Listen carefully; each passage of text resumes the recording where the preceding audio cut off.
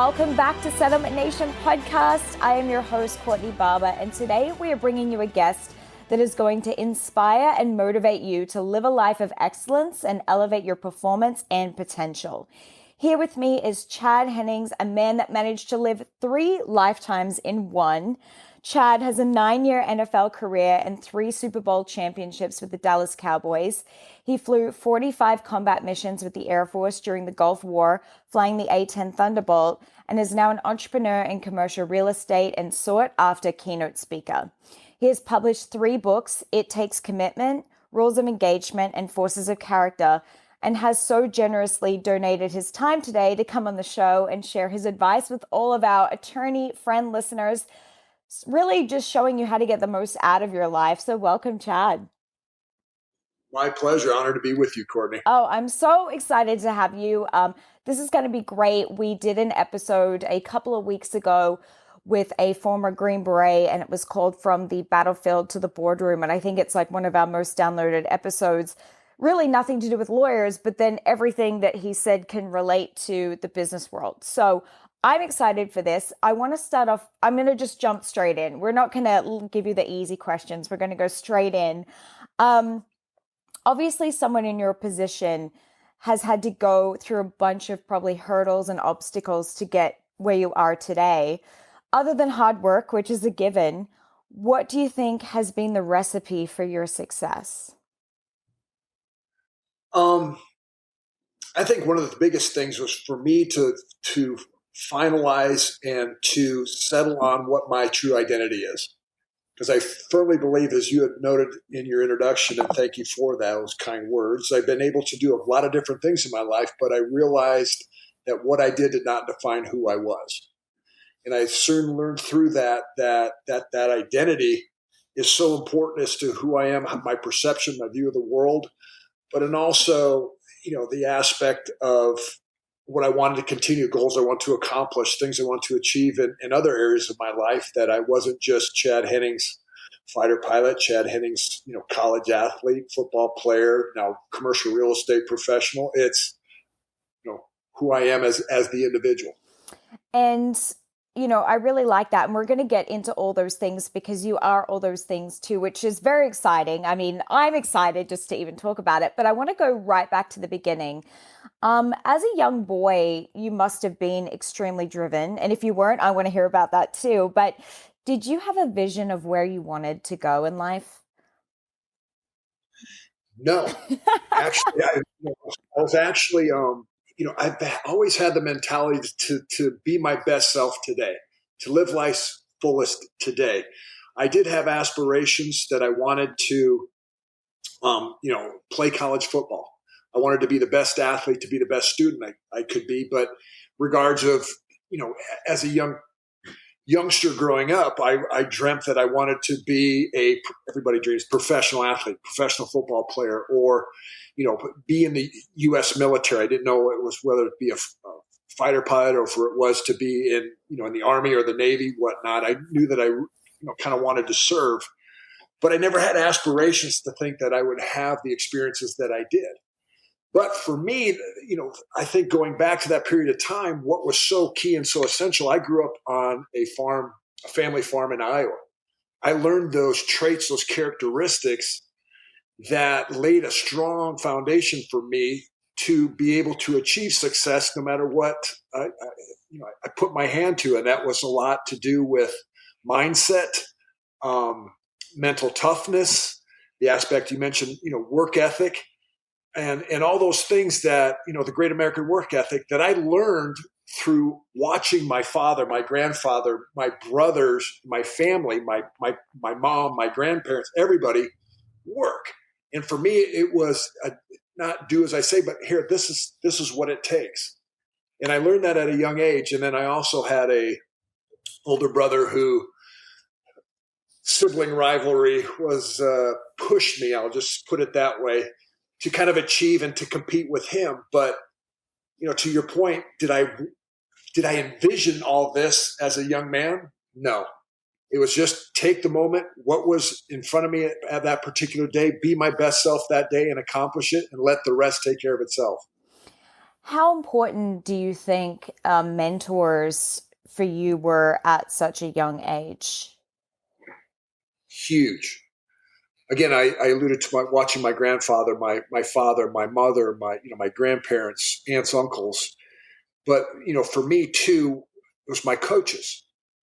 My high school coaches were huge mentors to me, and these were guys that I wanted to emulate to be when I grew up. And the impact that they had on my life was instrumental. They changed. My high school football coach changed the trajectory of my life. And just a quick story. I grew up in as I said, it was a rural community in the eastern part of Iowa. I had 125 in my graduating class. I wasn't highly recruited to play at a Division I level at football. I just didn't get the notoriety. But my high school coach had asked me between my junior senior year that summer what I wanted to do. And I said, I had received interest from the Air Force Academy. I think that I want to go there. My coach took it upon himself to put a little 16 millimeter film. This is before the days of the internet, et cetera, and being able to send stuff electronically. He made a 16 millimeter film of me, drove 900 miles from our hometown area to Colorado Springs, where the Air Force Academy is, handed it off to the coaches, and particularly the coach that was recruiting that part of the state, said, you need to take a look at this kid. He can add something to your program. He's the type of kid you're looking for. And that's one of the reasons how I got interest in how I got into the Air Force Academy, because he took it upon himself, because he cared for me as a person first and foremost, but he went out of his way to do that for me. And that was a lesson that has stuck with me forever, in the fact that you never know the impact that you can have on a person. And it's by doing, the little things. It may be a word that you say. It may be just a note that you give them, as to how that can totally change their whole trajectory of their lives. It's actually very true. Funny you say that. This morning I was on LinkedIn, and there was a quote about leadership saying how good leaders, you don't know the influence or the impact you have on the people rising up. And exactly what you just said, you can change the trajectory of someone's career just by that little bit of extra effort or noticing some excellence in someone. So I love that. You did just mention the Air Force Academy, which is what I want to talk about now. You played football for the Academy Falcons, and I'm going to give people who are listening a little bit of information, because we do have big football fans out there, so they will understand what all of these things mean. You were named most valuable athlete at the Academy and did win numerous awards, including the 1987 Outland Trophy, and you were two-time All-American Hall of Fame and College Hall of Fame recipient. First of all, what was it like sort of going from your coach taking this footage of you to the Academy and then getting onto the team? It's everybody that goes to one of the service academies, whether that be West Point, Annapolis, or Air Force Academy, and there's also Merchant Marine Academy and the Coast Guard Academy, but you have to get a nomination by a congressman or senator to be able to get in. So it's a very arduous process, and can be very selective. And so I had to have the academic prowess per se, and kind of be that holistic individual. But for me, again, growing up on a farm and having the athletic experience I had in high school, I think I had the mental toughness going into it that allowed me to have the success that I did, either in the classroom, on the gridiron, or from the military studies standpoint. But it took a lot to be able. I was able to make the varsity on the travel team as a tight end, a backup tight end my freshman year, and then I switched over to the defensive line after that, and that's where I ended up having the success that I did. But it's, for me, it continued to reinforce that lesson of be your best self today, because going through that type of experience, high pressure, both in and out of the classroom, on the athletic field, sometimes you think that, man, it's a long way away from Christmas break, or it's a long way away from graduation, or whatever, that I just need to get through today and take what is in front of me today. And that's, again, where it had helped me, and not think about the what ifs, and not think about all the stress, the strain, the workload, et cetera. It was, hey, let's just get it done today. And we're going to come to your Cowboy career soon, and Cowboys football, not Cowboy, which maybe because you're in Colorado Springs, there was an opportunity for you to be a real Cowboy there too. But you did earn a place on the Dallas Cowboys roster while you're at the Air Force Academy. What actually happened? Like, how did that come about, and what happened with that? Yeah. Well, I did earn a place. I was actually drafted by the Dallas Cowboys prior to graduating. And this was something that it had only been done once before with Roger Staubach, another Dallas Cowboy who's a Hall of Fame quarterback, graduated from the Naval Academy 20 years prior to me, did the same thing. So when you go to a service academy, you have a minimum of a 5-year military commitment to serve, but I chose to up that to 8 years because I wanted to fly jets. So technically playing in the NFL was never going to be an option for me because I would have been 32 years old after the fulfillment of my commitment to go play for the Cowboys. So, they took a flyer on me basically and said, if it works out, fine. So I was drafted in the 11th round, which tells you how long ago it is. They don't have 11 rounds anymore in the NFL draft. But I went through pilot training. I received the assignment to fly the A10 Warthog, was based out of England, flew missions in Central Europe, and then I also flew in the first Gulf War. But our armed forces after the first Gulf War, so in 92, our armed forces downsized. They needed to downsize because the Soviet Union, the wall had fell in Berlin a couple years prior. Soviet Union was no longer the Soviet Union.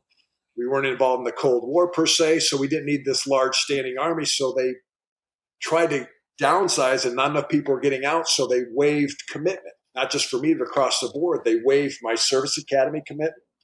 Well, they waived my pilot training commitment, and I had been in for 4 years, so I owed them 1 more year for the 5-year commitment. Courtney, I'm sorry for the higher math here as we go. Oh, listen, you know what? I probably need another cup of coffee to do it all. That's great. I hear you. But I had been in 4 years, but then they came out, not enough people were getting out, so they waived 2 years off of my service academy, or the service academy commitment, something they had never done before. So now I'm eligible to get out and go play for the Cowboys. I'm living in England. I'm flying missions. I had just got back from a 3-month deployment and flying missions out of Turkey into northern Iraq. So life is crazy, and eventually the Cowboys were interested, so they flew me from England, London Heathrow Airport, to Dallas to do a workout. I'm giving you the Reader's Digest version. There's a lot more to it. But they liked what they saw. Coach Jimmy Johnson was the coach at the time, said, Chad, we like what you see. When can you come join us? I said, Coach, I basically literally saluted and I said, I'll go find out.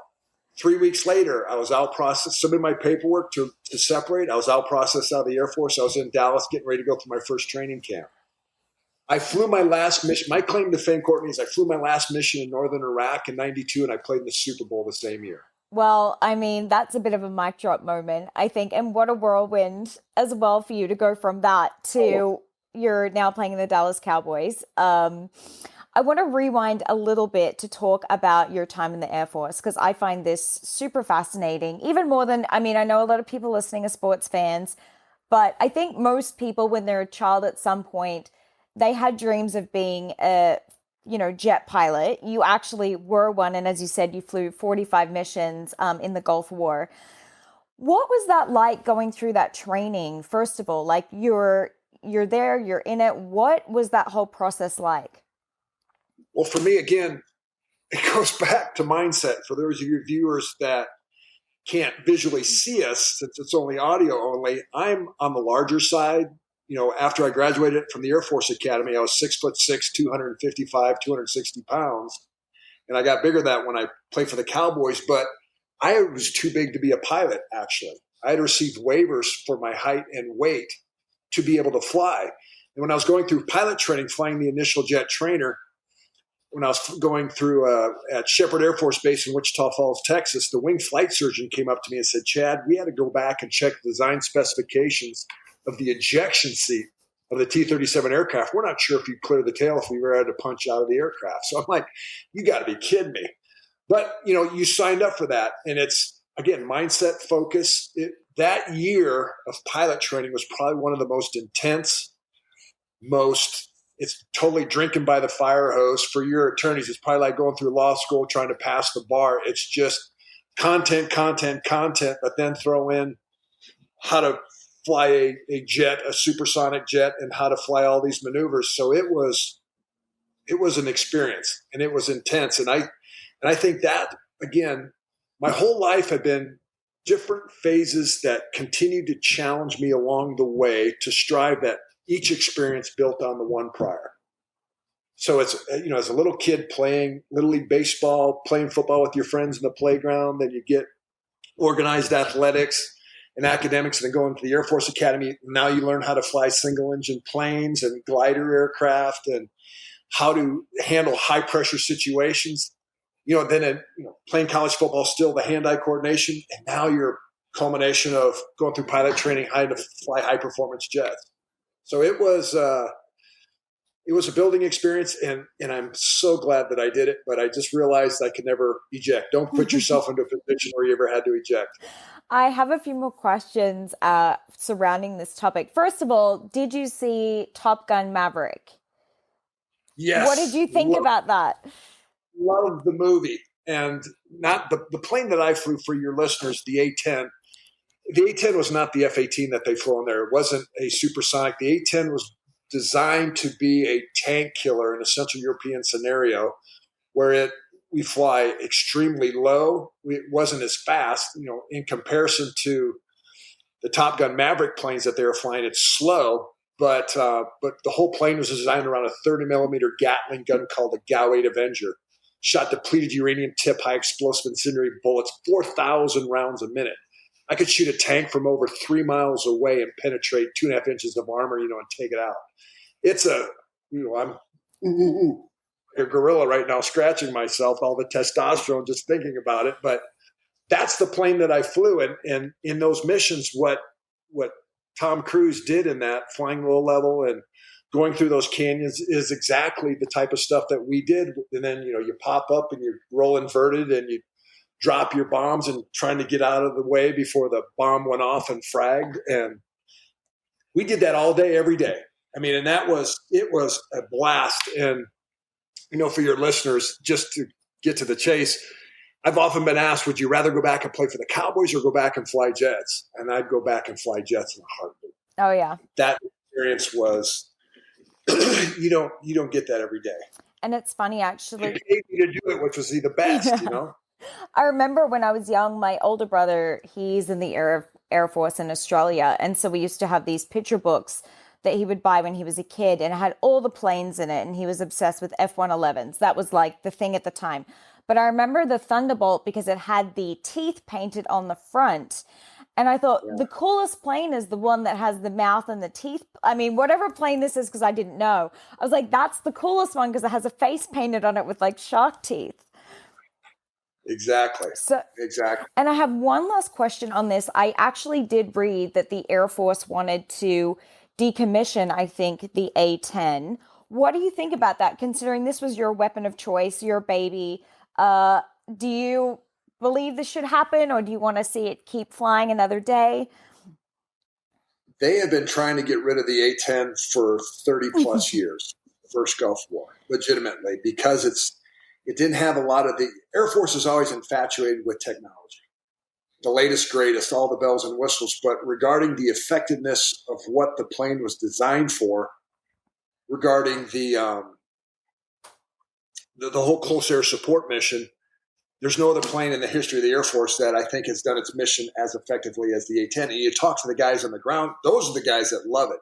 The Army guys, the Marines, the Special Operations guys who are in the knife fight, close in contact, whether that would be in an Iraq or Afghanistan fight. The A-10 is the weapon of choice.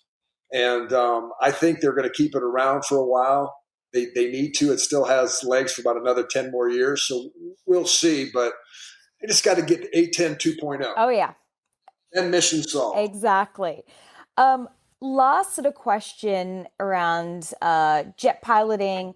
You're in charge of billions of dollars worth of infrastructure when you're jumping in the cockpit of the jet. And it's a massive responsibility as well. A, because you can't eject, so you really have to land it back safely wherever you're going.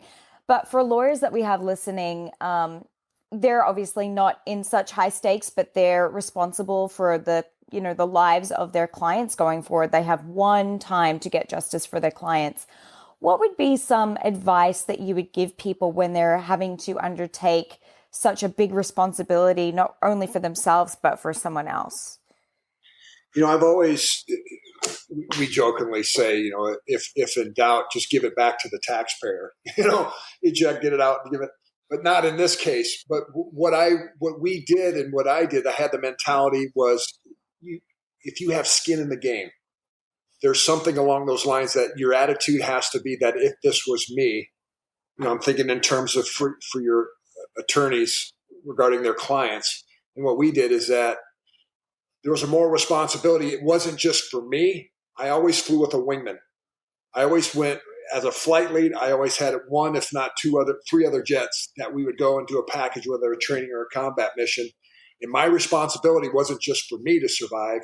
I had to make sure these other guys were taken care of, that I would lead them accordingly, that we would accomplish our mission and get everybody safely back home for a successful mission.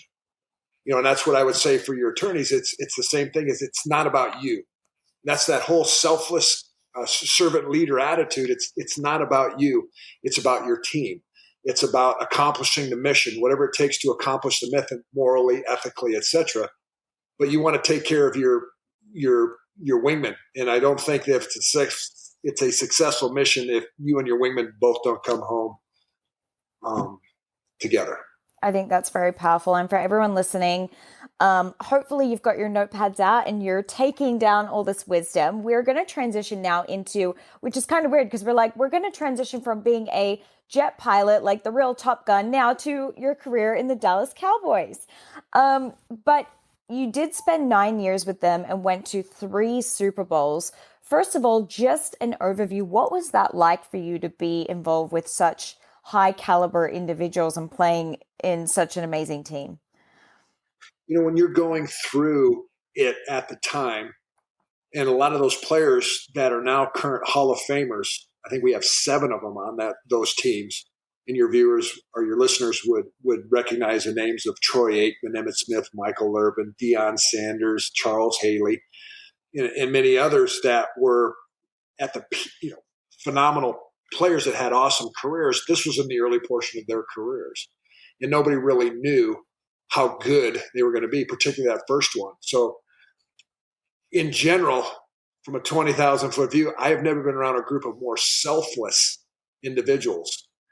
And you think about professional athletes sometimes get the knock that, hey, it's all about them. They want to get paid. They want to have the statistics. They want to have as many receptions or sacks or tackles.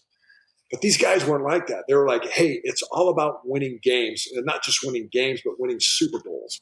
So we're going to do whatever it takes at our position to help the team accomplish that specific goal. And that's where, for me, that experience, because when you're going through it, you don't have the luxury of looking back 2020, how cool that experience was. Heads down, you're in the thick of it. And again, it's today. And it wasn't just about one Super Bowl. We did 3 Super Bowls. We won 3 Super Bowls in a 4-year period. My first 4 years in the league, we won 3 Super Bowls. Should have been 4 in a row, but hey, we had to let San Francisco 49ers win one time too. But no, with that, again, the important lesson was you can't rest on your laurels. The success that you had prior, it's hey, you got to do it. It's what have you done for me lately? For your attorney friends, it's not, hey, you won this previous case. That's history. Now, what are you going to do for your clients going forward? And that, to me, was a very important lesson, to learn. And then secondary to that, too, I think, was the whole aspect of culture. In the locker room, culture was so important for us, for the guys. We all got along great, whether that's on the 3 phases of the game: offense, defense, special teams, where, again, everybody's focus was on being the best that they could be at their position to win games. But then later, after we won the 3rd Super Bowl, that culture, that unity within that locker room started to degrade because individuals then, as opposed to having the same vision, the same mission, purpose, it became more individualistic. Hey, I want to get paid. I want to hit free agency. I want to cash in. I want to do these things. And that eventually is what led to the downfall of that dynasty, is that interdivision within the locker room. Success, it's tough to continue to repeat year after year after year if you don't have that strong culture and leadership within the locker room and same eternal focus and drive. And it's funny, for everyone listening, Chad has no idea about what I'm going to ask him, but it's like he read my mind, because this feeds perfectly into my next question. One of the last people that we did have on the show, Jason Van Camp, who went to West Point Academy, he said, what these training, and similar to what you probably went through at the Air Force Academy, it exposes the true nature of people when you're put under pressure. He said you find out if someone is a leader, if they're weak, if they're a whiner, or if they have a really positive attitude.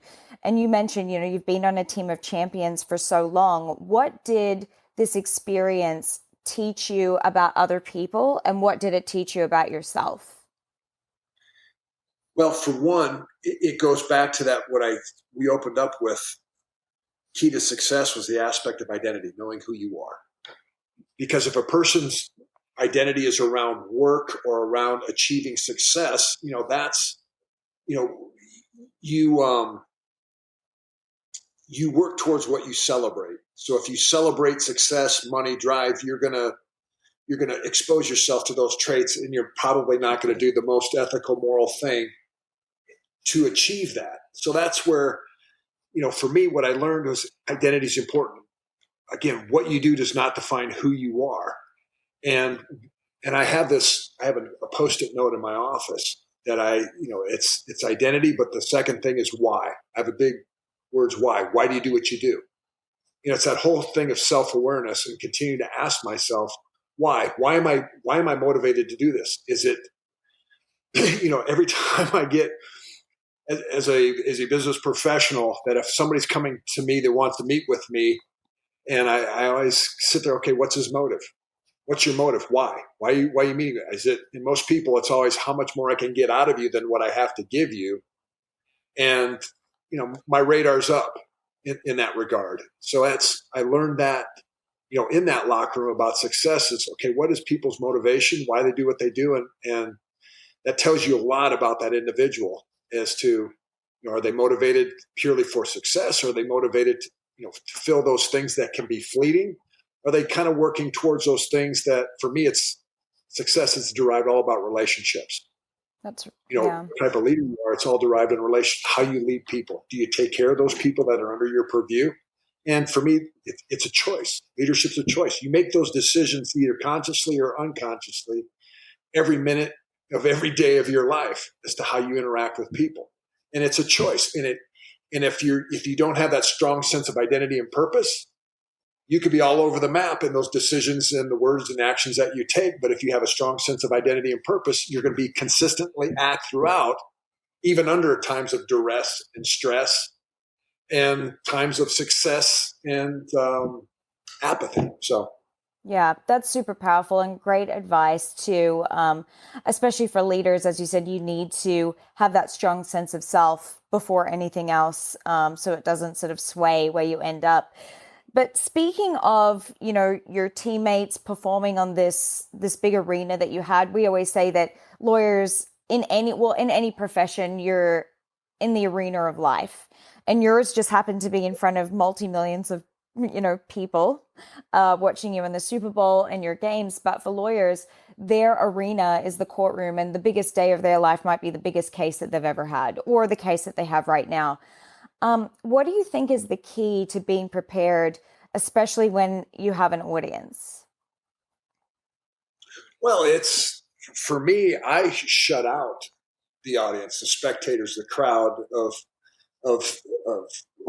how many people were watching on television, because sometimes I learned in the Air Force that if you think a lot about the what ifs, if you think a lot about, the people screwing up in front of somebody, you're going to get that mental constipation. It's not going to flow. And then what I also do is one of the great lessons that I learned in life, and it actually was reinforced in Air Force times, prepping for missions. In the Air Force, we called it chair flying, but a lot of people just call it visualization. As an athlete, I would visualize myself as a wrestler doing different moves, as a football player, the different defenses or offenses I saw in front of me as to how we were going to react, depending upon the defense we call. I mental reps through and through and through, and the same thing for flying jets. And I've done this in every phase of my life, so that by the time I'm on there doing it live, I've been there, done that 100 times, 1,000 times, whatever before. And that's where I can see as for your listeners as trial attorneys that, they prep, they do that mental practice of going through the different scenarios, that if that comes up in the court, it doesn't matter the audience that's there. It's just him, that individual, the opposing attorney, and the judge. That's it. That's your audience. And it's that focus, that hyper focus on that particular time. It doesn't matter what anybody else thinks or says in the audience. That's periphery. That's great. Do you have one story or moment that sticks out? I mean, there's 1,000, so it's going to be difficult, and I'm putting you in the hot seat, that sticks out from your Dallas Cowboys career. Maybe it was meeting someone amazing. Maybe it was something great that you did or something great that someone else did that has stuck with you through this time. Again, having played for quote unquote America's team, particularly back in the day, we had so many different celebrities and different individuals that we'd be warming up and, oh, look, there's Kevin Costner on the sidelines, or there's, such and such singer. We would have different pop stars, country stars that would do the national anthem, and they'd be on our sidelines. You'd be like, oh, getting ready to play the game. There's Merle Haggard. You get used to that celebrity aspects, but, and I often been asked this question, is there any particular play or memory? And it's like, you know what? I've never really thought about a particular game or play. For me, it was always about relationships. It was always about my teammates. And every time we get together, we get together kind of frequently during the season, you don't talk about plays. You don't talk about individual games. It was always about, hey, you remember what so-and-so did in the locker room that time? It's just a group of friends and former workmates getting together. But, that's what I would go back to, and not trying to be nebulous about any individual experience, but it's always, for me, it was always the relationships. It was always just being around the fellas and their families, their kids, and that's what lasts. That's the legacy of those teams. I love that. So transitioning now, we've gone from Dallas Cowboys to now you're a successful entrepreneur, and you're also a published author with 3 books, It Takes Commitment, Rules of Engagement, and Forces of Character.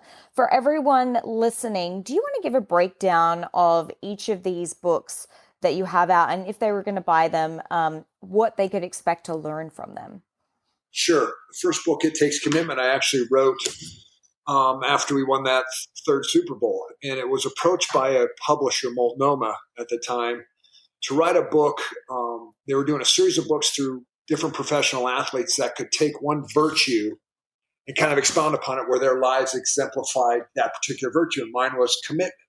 So I wrote about, as a farm kid growing up in a small town in Iowa, achieving success on the wrestling mat and the gridiron, going to the academy, achieving success at the academy, flying jets, playing for the Cowboys, and just this aspect of how commitment resonated throughout that experience. Later on, I did the book Rules of Engagement. I ended up, because of overcoming a very difficult period of time with the health of my son when I was playing, I really struggled that whole aspect of what it means, identity, perspective, et cetera, of being a man, and my faith and just kind of life. What resonated with me is that, there's certain rules of engagement that we have to follow individually, and then in a part of our relationships as a community. And that's what I wrote this book on, regarding towards men and what it means to live a life of excellence. And it's this whole aspect around these rules of engagement. If you follow certain universal truths, life can work out for you and give you hope. and etc. In my last book, Forces of Character, this was the fun one because I didn't not necessarily me writing the content. I sat down with 10 people that had a huge impact on my life that I deemed were forces of character. You know, some names that your listeners would recognize: Roger Staubach, Troy Aikman, Jason Garrett, San Antonio Spurs coach, Greg Popovich, Supreme Court Justice Clarence Thomas. I interviewed a survivor of Auschwitz, an international human rights attorney from communist Romania, an astronaut, the CEO for the National Center on Fathering, and a homelessness expert in Dallas. They're all male, female, black, white, up and down the economic scale as far as what their, the net worth was, but they all exemplified traits of character. And it was the whole formula was on, okay, who mentored you? Where'd you learn that there's right and wrong? How'd you implement those techniques and those truths personally? And then how do you impact others? And they're all their own unique stories. And there's just some really, really cool, in my opinion, really, really cool stories in how these people overcame adversity in life. And those are the 3 books. And we will have the links to the books in the show notes for this episode for anyone after this that is inspired to go and buy them. They can do that directly from here. Chad, we're so close to the end. We have just a couple of questions left. I saw that in your bio, you're the founder of Wingmen Ministries. Do you want to talk a little bit about how that came about and what is the ethos behind this organization? Yeah, I alluded to that a little bit earlier when discussing the books. When I went through, right after we won the Super Bowl 30, my son, who was 2.5 at the time, had a reaction to an immunization, and he got really sick. It ended up being an autoimmune illness where his body was attacking itself. And we just sought all kinds of medical treatments, et cetera. And it was one of those things where, for my life, Courtney, up until that point in time, I was able to accomplish and achieve, everything by my own work ethic, by my own ability to, either think through academically or physically outwork somebody. And this is the only thing in my life that I was never able to do based on my own performance.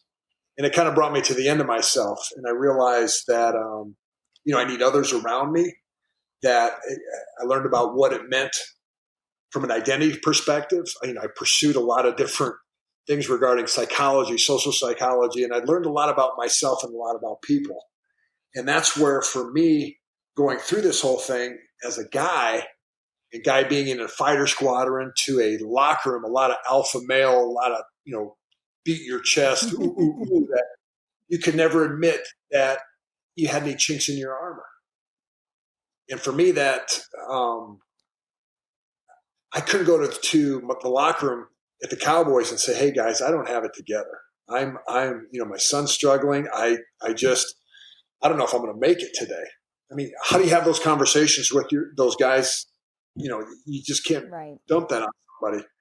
But I've soon realized that you need those types of relationships.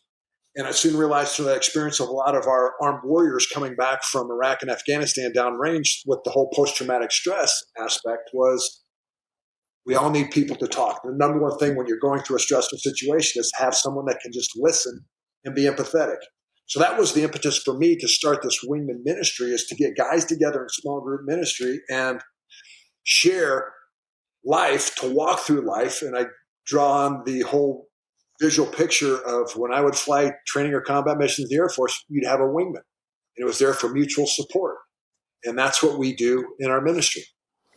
And I think, is that something that other people out there listening, say trial attorneys, could join? Is it open to any men?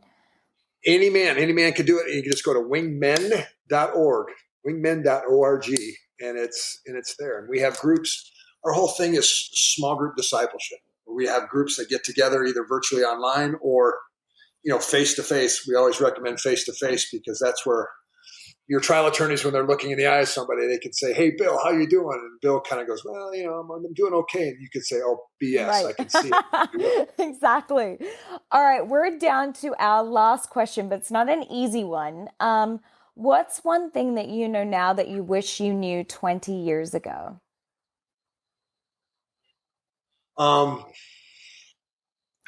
Great question. And the one thing that I would have probably, what I would go to, but I don't know if it would have made a difference, was to, stay calm and enjoy the process, appreciate the process, enjoy life more, because it was always, you live for the moment, but hey, I got this. What's next? I got this. What's next? And sometimes you get so wrapped up on thinking about the next step, the next move, strategically, how do you do it? Tactically, how am I going to implement that I sometimes missed out on the relationships along the way and enjoying the process along the way. But, that's sometimes many times easier said than done. But if you're aware of that, you can capture and enjoy some of those moments that you may not have had otherwise. I know it's easy to answer that question now, looking back. And that's why it's not an easy one at the end. But I do love your answer. For everyone listening that wants to, maybe they want to hire you as a keynote speaker, they want to get in touch with you, something you said today really resonated with them, and they're like, oh man, I really need to give myself a good kick in the butt and get into life. Where can they contact you? What's your website? What's the best way to reach out? Yeah, I keep things simple. If you go to my website, chadhennings.com, there's a comment page, or you can ask questions, or you mentioned the books, anything there, you can reach out to me through that. Well, Chad, we really appreciate having you on. I know you're a very busy man with a lot more important things in your life to tick off your list. Add another lifetime into this one. But for everyone listening, if you love Chad's episode, we can have him back. So let me know. Chad, also, I have to get you on the schedule too and ask you if you'd like to come back. But if you loved hearing about all of his stories, and I'm sure there's many, many more, definitely rate, comment, and like Settlement Nation, and reach out to Chad. He is an awesome guy, super motivational, and remember to live a life of excellence. I am Courtney, and thank you again for listening to Settlement Nation Podcast.